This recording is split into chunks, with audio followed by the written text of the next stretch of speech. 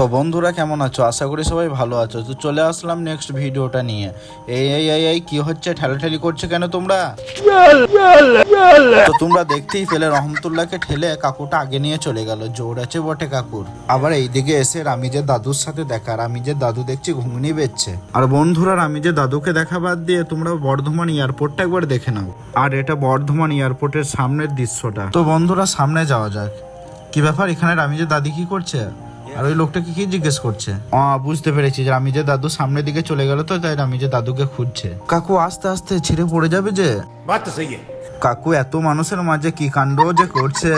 কি ব্যাপার, এইদিকে সালমান খান কোথায় থেকে আসলো? ওরে বাবা, সালমান খানের যা মুড! সত্যি এয়ারপোর্টের সামনে যা কাণ্ড কারখানা করছে। তো বন্ধুরা পালাতে না পালাতেই দেখি ধুম 3-র বাইকটা নিয়ে এইদিকে আবার আমির খান এন্ট্রি নিল। তো বন্ধুরা এদের কাণ্ড কারখানা দেখে আর থাকা যাচ্ছে না, এবার পালাতে হবে। আর টোটোতে চাপা মাত্রই দেখি এই ছেলেটা বারবার আমাদের দিকে তাকাচ্ছে। কি ব্যাপার, এই ছেলেটা এত তাকাচ্ছে কেন আমাদের দিকে? তো বন্ধুরা তোমরা সবাই কমেন্ট বক্সে জানাও এই ছেলেটা কেন বারবার আমাদের দিকে তাকাচ্ছিল। আর নেক্সট ভিডিওটা দেখার জন্য আমাদের চ্যানেলটাকে সাবস্ক্রাইব করে আমাদের পাশে থেকো।